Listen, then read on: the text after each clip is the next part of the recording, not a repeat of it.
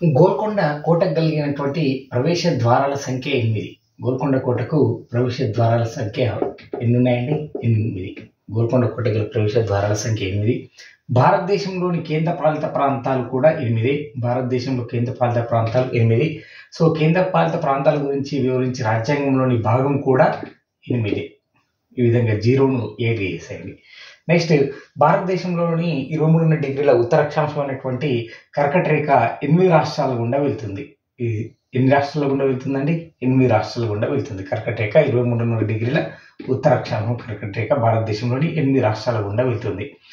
భారతదేశంలోని పెద్ద రాష్ట్రమైనటువంటి ఉత్తరప్రదేశ్ అది 8 ఇతర రాష్ట్రాలతో సరిహద్దును కలిగి ఉంటుంది. అత్యధికంగా ఎక్కువ రాష్ట్రాలతో సరిహద్దు కలిగి ఉన్నటువంటి రాష్ట్రం ఏదంటే భారతదేశంలో ఉత్తరప్రదేశ్. అదేవిధంగా తెలంగాణలో అత్యధికంగా ఎక్కువ జిల్లాలతో సరిహద్దు కలిగినటువంటి జిల్లా కూడా రంగారెడ్డి, తర్వాత సిద్దిపేట కూడా వస్తుంది. సో రంగారెడ్డి, దీన్ని 8గా చేసేయండి. సో రంగారెడ్డి తెలంగాణలో 8 ఇతర జిల్లాలతో సరిహద్దును పంచుకుంటుంది. ఆర్ వెంకట్రామన్ గారు భారతదేశానికి 8వ రాష్ట్రపతిగా పనిచేశారు. ఆర్ వెంకట్రామన్ గారు భారతదేశానికి 8వ రాష్ట్రపతిగా పనిచేశారు. మానవ దేహంలో గల దంతాలు, సో ఫార్ములా 212, 3/2, 1, 2, 3.